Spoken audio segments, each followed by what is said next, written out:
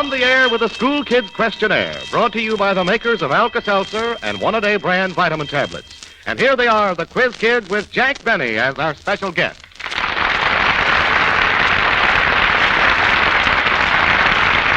Quiz Kids, get ready for those examination questions you listeners sent in. And if you hear your name on a question, you'll know a Zenith Portable Radio is on its way to you. Because we give a Zenith Portable for every question used on the show.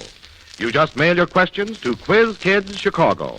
We may rewrite them, and we must be sole judges in case of similarity.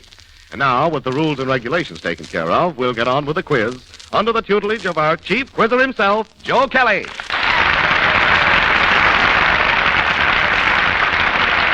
Thank you, Fort Pearson, and good evening, everyone. Fort forgot to mention one rule. Of the 5 quiz kids, the 3 with high scores come back again.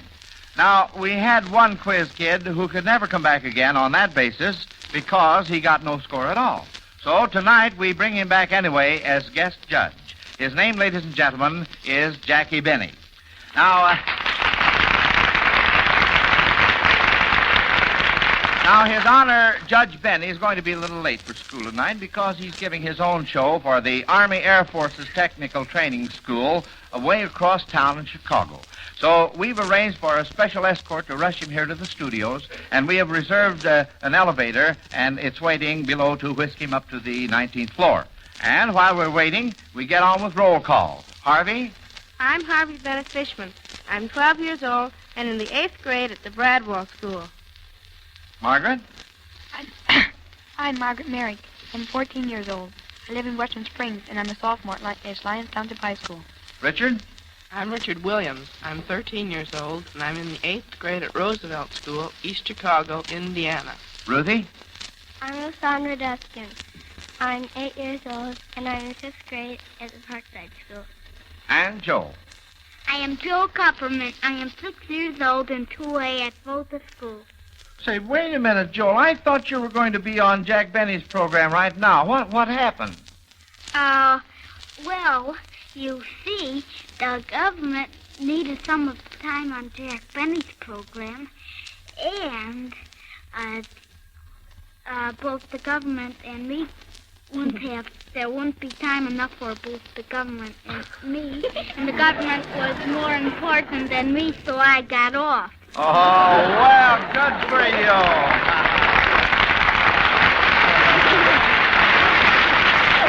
Well, now that's a splendid way to look at it, Joel, and I really admire you. You really are a true little American gentleman.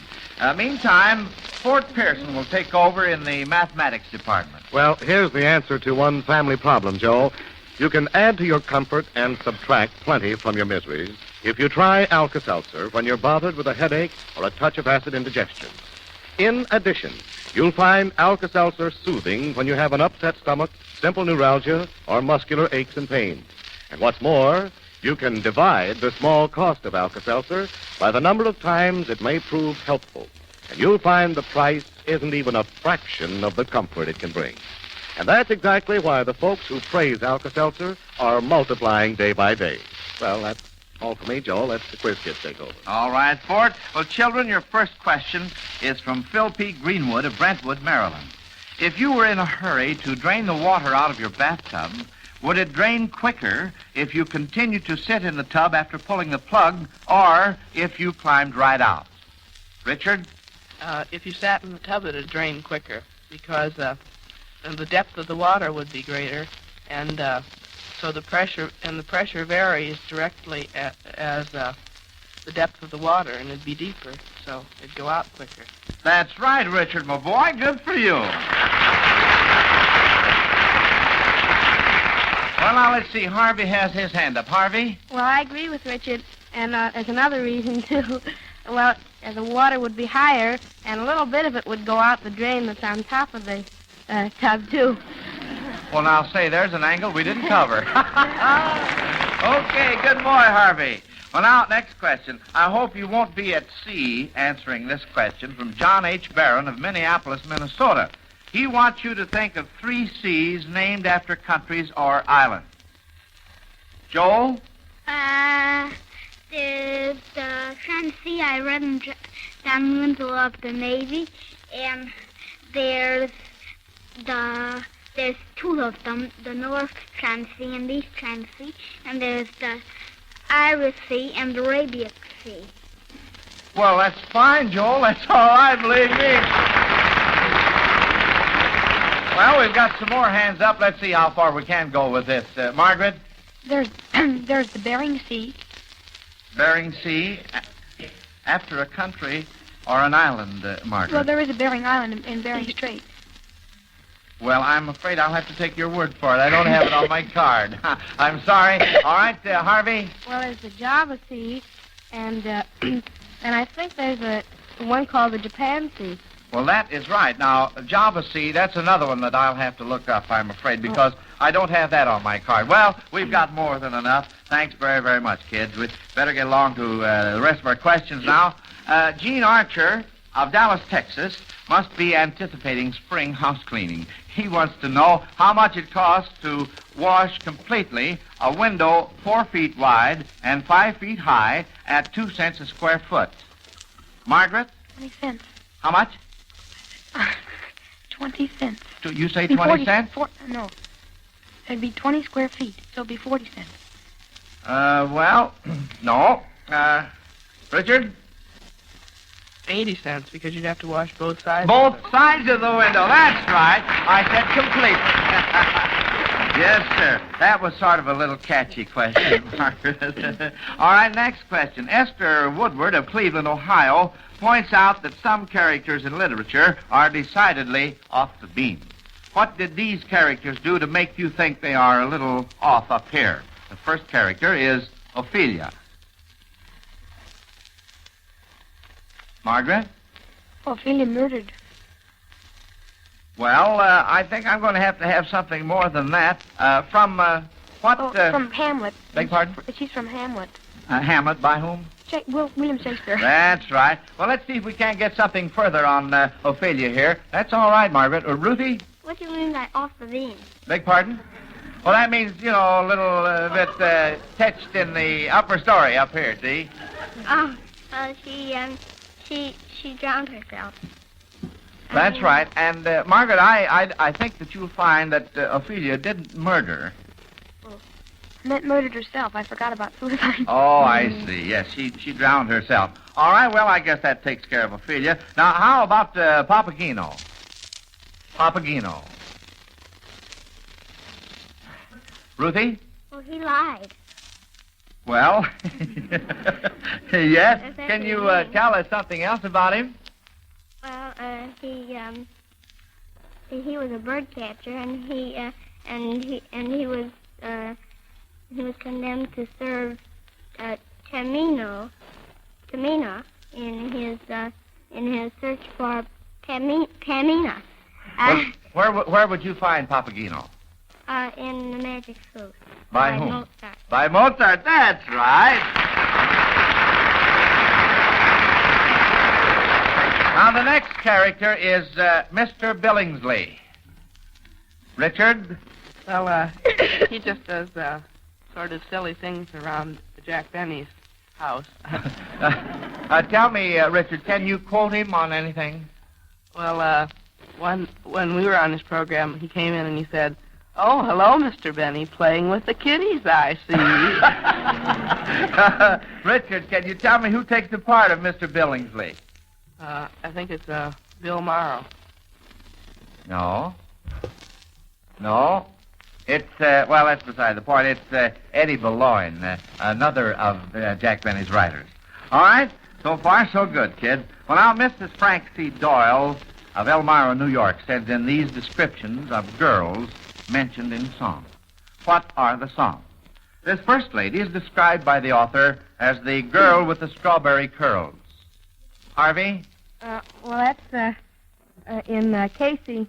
The band played on, and Casey would waltz with the strawberry blonde. And the part that says the strawberry curls is he ne'er leave the girl with the strawberry curl, and the band played on. Well, can you sing part of it for us, Harvey? He ne'er leaves the girl with the strawberry curl, and the band played on. Well, makes everybody want to waltz, doesn't it? That was fine.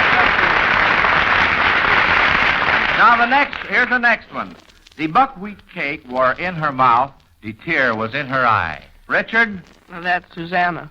From Oh, Susanna by Stephen Foster. That's right. And I didn't really think you kids would get that because that's rather obscure. It's in the second verse, by the way. But can you sing part of Susanna for us? It goes, the buckwheat cake was in her mouth, tear was in her eye. Says I'm coming from the south. Susanna, don't you cry. That's very, very nice, Richard. Very nice. All right, Gordon S. Slaughter of Vestal, New York, sends in this Bible question. He wants to know who got left behind in each of these instances in the Bible. Here's the first instance. Escape for thy life. Look not behind thee, neither stay thou in all the plain. Escape to the mountain, lest thou be consumed. Margaret? Well, Lot escaped, and Lot's wife did not. She was turned to a pillar of salt. That's right, Margaret. Now, here's the next instance. And the man, the lord of the country, said unto us, Hereby shall I know that ye be true men. Leave one of your brethren here with me, and take food for the famine of your households, and be gone. Ruthie? Simeon was us. Simeon, that's right. Good for you. Well, the next question is one that comes up in most every home where there are youngsters. How can I get my children to take their vitamins without a lot of nagging and coaxing? Well, that's easy. No doubt you're referring to vitamins A and D, or perhaps you call them the cod liver oil vitamins. Well, why don't you give these vitamins to your children in pleasant-tasting tablet form? Yes, I mean one-a-day brand vitamin A and D tablets made by Miles. Each of these easy-to-take tablets actually contains even more than a normal daily supply of vitamins A and D. And these one-a-day tablets are so pleasant-tasting, the children can chew them like candy. And, of course, Mother, from your point of view, you avoid not only the coaxing and nagging, but also there's no sticky spoons to wash, no greasy stains on clothes or tablecloth. These winter days, when so many colds are going around, it's wise to give the grown-ups, as well as the children, the vitamin protection of one-a-day vitamin A and D tablets. You take just a single tablet a day, and it costs very little, hardly more than a penny a day when you buy the family-size package at your drugstore. Remember that name, one-a-day brand vitamin A and D tablets made by the Miles Laboratories. Now, let's have more questions, teacher. All right, Fort. Well, kids, Ruth Collins of St. Louis, Missouri, wonders whether you can shed any light on how these quotations end. Both mention candles. How far that little candle, and then what's the rest of it? Ruthie? How far that little candle throws its beam, how shines a good deed in this naughty world. Well, that's almost true, word for word. Let's see if we can't get in the correct words, Ruthie. Who's that by the way, Ruthie? Well, let's see if Margaret can tell us. Margaret? Well, Portia says that's in The Merchant of Venice, also by Shakespeare, and I think it's the, how far that little candle throws its beams, so shines on a good deed in a naughty world. That's right. You were off on just one word. It's his beams instead of its beams. Well, all right. We mustn't get too technical. Here's the next one now. In winter, I get up... Harvey? In winter, I get up at night and dress by yellow candlelight. In summer, quite the other way, I have to go to bed by day. And that is by... By Robert Louis Stevenson. And it's, I think, a child's garden of verses. Well, the name of it is... Let's see if we can bring that out. Joel? Bed in summer. Bed in summer, that's it, yeah. Hold everything. The door's opening, and yes, here he is, ladies and gentlemen, His Honor Judge Jack Benny.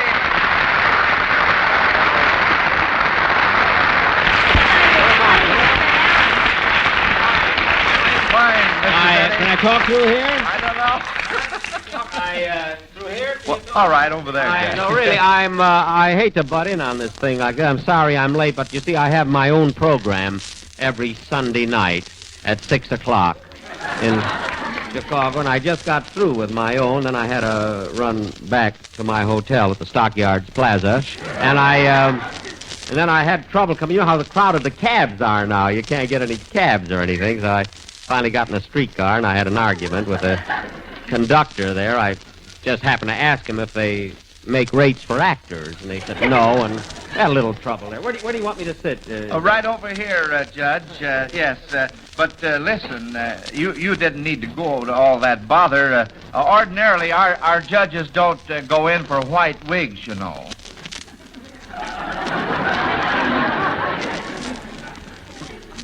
I'm going to find out pretty soon who's going to be the comedian here. That's what I'm...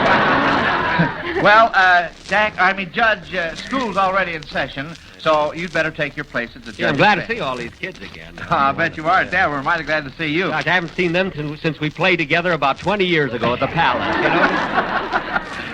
By the way, Judge, here are the scores up to this point, and you can carry on from there and keep tabs on the scores. All right. Now, let's see. Pardon me, I put on my glasses. I'm at that trombone age, you know, where you get this thing. Well, that's all right. That's all right, Jack. Don't apologize. Now, here's our next question here. Here's a surprising question from Joe Hefner of Hamburg, New York. Really? Oh, yeah, this is for the children, yeah. Now, who was the last Democratic president to serve only one term? The last Democratic president to serve only one term. Margaret? I think it was Calvin Coolidge. No. Oh, no. No, it wasn't Coolidge. No, it wasn't, no. I'm glad you're listening. Was he president at all? Oh, he was, yes. Oh, Judge, please, after all. All right, let's see what Harvey has to say. Was it Buchanan? Well, now, I'm asking you. Yes, Buchanan. That's just who it was. James Buchanan. You really knew that. I was hoping he'd get it. Yes, Yeah. I did. I thought it was very good. All right, now, who was the last Republican president to serve 2 full terms? Fred Allen. No. All right. now, Judge. I'm sorry. Oh, okay. Harvey? That was Ulysses Simpson. No, I think Ulysses Simpson Grant. You think? Yes, Are you sure? yes. Well, I am too. That's what it was. Yeah, that's the answer. Now then, here's a math question from Frank Clark of Philadelphia, Pennsylvania. Assume that the world is 25,000 miles in circumference. If you walked around the world at the equator, you wouldn't lose your head, but it would go faster than your feet. Approximately, how much farther would the top of your head travel than the soles of your feet? You are 5 1/2 feet tall. Would you mind repeating that? Judge, I don't think it's necessary. We have some hands up, and pardon me. I think I'll call on Richard. Well, Joel is smaller than I am, so why don't you let him answer it? Uh-huh. That's a nice gesture, Richard. It looks to me we're going to be so polite around here tonight we won't get this question answered at all. So we'll let Joel try it, and then we'll check with you, Richard. All right, Joel. 5 feet 1 1/2 inches times 2 would equal 10 feet and 3 inches. That's 10 1/4 times 3 1/7. 10 times 3 1/7 equal 41 3/7. And 1/4 of 3 1/7 equal 11/14 plus 31 3/7 equal 31 32 3/14 feet.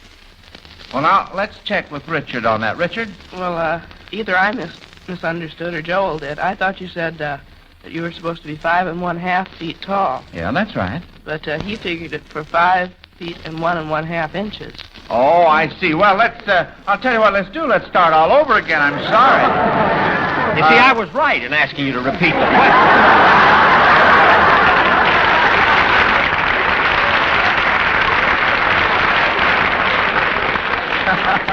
You certainly were, Judge. I mean, after all, I'm a guest here, you know. You can treat me with a little courtesy, Mr. Kelly. Well, I'm very, very sorry. Just because you're running for mayor again, you know.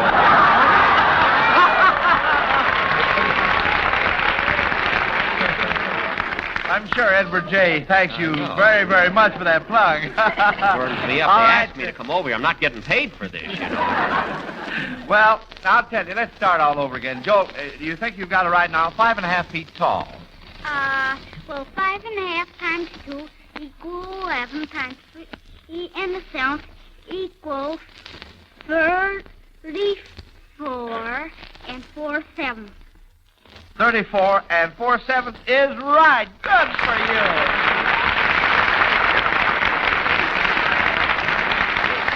Oh, that's funny, marvelous. Joe. I had 33.5. I was just a little bit off there. I'm sorry. Well, I think I must have figured that wrong. You left 33.5. Evidently, you left the pi part out. The cubic. I had the cubic meter in No, there. that's where you were Yes, wrong. I got That was the pi. 33.5. I can't figure out. Well, Joel, after the broadcast, will you get together with the judge and explain it Well, to you us? have to multiply by 2, and then I did it! I multiplied. What? No, wait, here. Wait a minute. Joel. you multiply by 2, and then you multiply that by 3 and a 7. I know. I did it twice. I multiplied it twice, and I got 33.5. Then you must have been wrong on the... Well, all right. Okay. on the All right, seventh Joel. of the Joe, listen, I'd just like to say one thing. When I was 8 years old, I used to be able to answer all these questions, too. But believe me, 20 years makes a difference. You forget. Well, we'll take that up after the broadcast, Joel. Thanks a lot. Anytime Now, Joel wants to make something out of it, you know. See him later. I'll tell you what, you can all Make him catch... any day he ever saw, you know. Judge, pardon me. Yeah. You can all catch your breath a minute now while Fort Pearson goes on with the vitamin lesson. Thank you, Joe. This time I would like to talk about the B vitamins that are so important in our daily diet. Yes, the same B vitamins that you find in one-a-day brand vitamin B complex tablets made by Miles. These B vitamins are found in meat, whole grains, various fruits, and vegetables. They're extremely important where energy, digestion, and nerves are concerned. So, if you're feeling sort of all tired out and nervous, it could be you're not getting enough of those B vitamins. And just so you won't have to bother with them 3 or 4 times each busy day, the Miles Laboratories developed this single one-a-day brand B complex tablet to give you the full minimum daily supply of all the B vitamins for which requirements have been established. Yes, all in one little pleasant-tasting tablet. And what's more, you'll find them low price, too. A whole month's supply for just 90 cents. That's a name to remember and insist on when you're buying B vitamins. One-a-day brand vitamin B complex tablets made by Miles Laboratories. Now, the next question, please, Joe. All right, Fort. Are you ready, Judge? Yes. All right. Now, here is a question I from Mrs. understand Mary... how I got 33.5 there. Here is a question from Mrs. Marion P. Miller of New Orleans about famous Allen. I want you to identify them. The first one is Ethan Allen. Margaret? Well, he and his Green Mountain Boys cleaned up on the British before and during the Revolutionary War. That's right. Good for you. All right. How about Allen Adale? Joel? In the book, it was in the book Robin Hood, and Robin Hood helped Allen Adale win the wife he wanted. That's right, Joel. Can you tell us something else about him? Yeah, he was a minstrel. Uh-huh. I mean a mistress. That's right. All right. Well, thanks very much. Now, wait a minute. I thought there'd be a third part to this question. Another Allen. Oh, but Juggler. There was a juggler by the name of Oh, Allen. juggler. Well, I couldn't He think was of... sort of a lout, if I may use the word. Well, I really couldn't think of one myself, so I guess we'd better get along here. Now, we're going to have some fun with this question from Arlene Erickson of Bellingham, Washington. She wants you to make up some sentences or expressions using the names of popular brands of soap. Punning is permitted. All right, now let's have some sentences or expressions using the names of popular brands of soap. Margaret? If I had my way, I would bury him. Uh-huh. Well, we're back to Alan again. Yeah.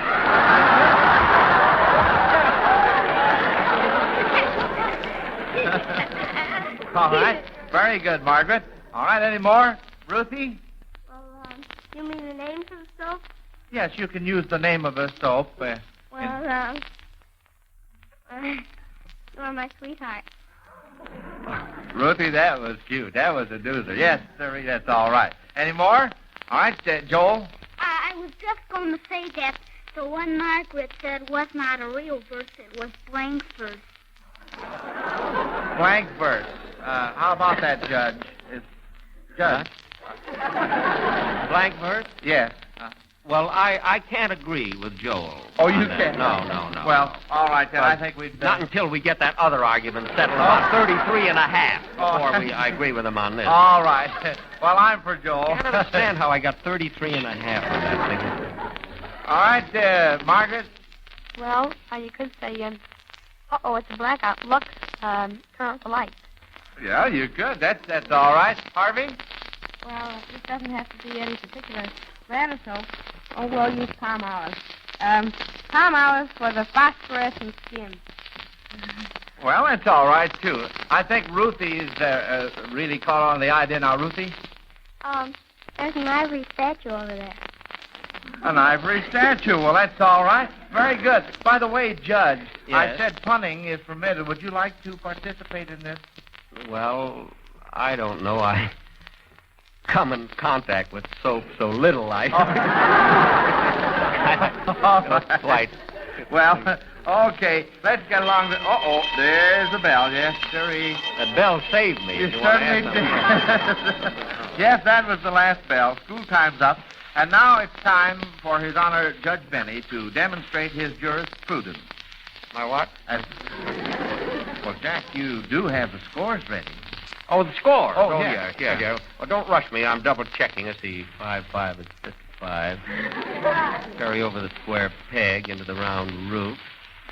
I still got 33 and a half. Look, Kelly, you're not going to put me in a spot like this. No. Well, what do you mean, Jack? You're here as the judge, you know, and you're supposed to add the scores and decide which 3 of the 5 quiz kids come back next week. Oh, I am. Well, listen, Mr. Kelly, the quiz kids are all friends of mine, and the way my scores come out, all 5 of them tied for first place, and they all come back next week.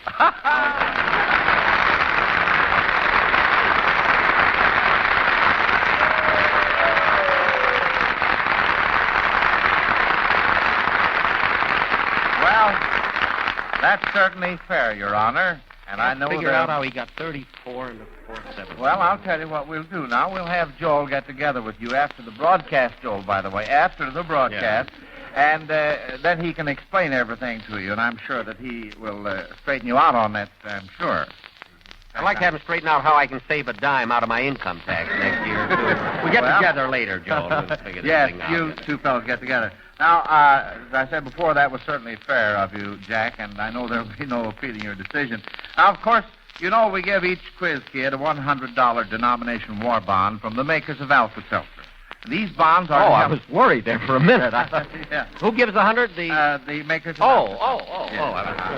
These, I thought it was the judge for a moment. I got a little bit there. Yeah, the children get them. Oh, now, these bonds are to help the children with their future education. I see. Yeah. Uh-huh. I don't get anything. No bonds or anything. No, that's just for the children. I see. I just come over here for nothing. I see. Well, Joe, that thing, they help our boys on the fighting front for such things as liberty and democracy and freedom of education, which makes possible splendid American youngsters like the quiz kids. Thank you very much, Jack. And thank you very, very much for lending us your judicial presence tonight. Yeah.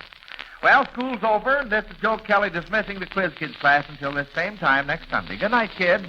Good night, Mr. Kelly. Good night, Judge Benny. Good night, teacher. Listen to the Quiz Kids every Sunday at this same time. Jack Benny appeared on the Quiz Kids program through the courtesy of the General Foods Corporation. This is Fort Pearson speaking. This program came to you from Chicago. This is the Blue Network.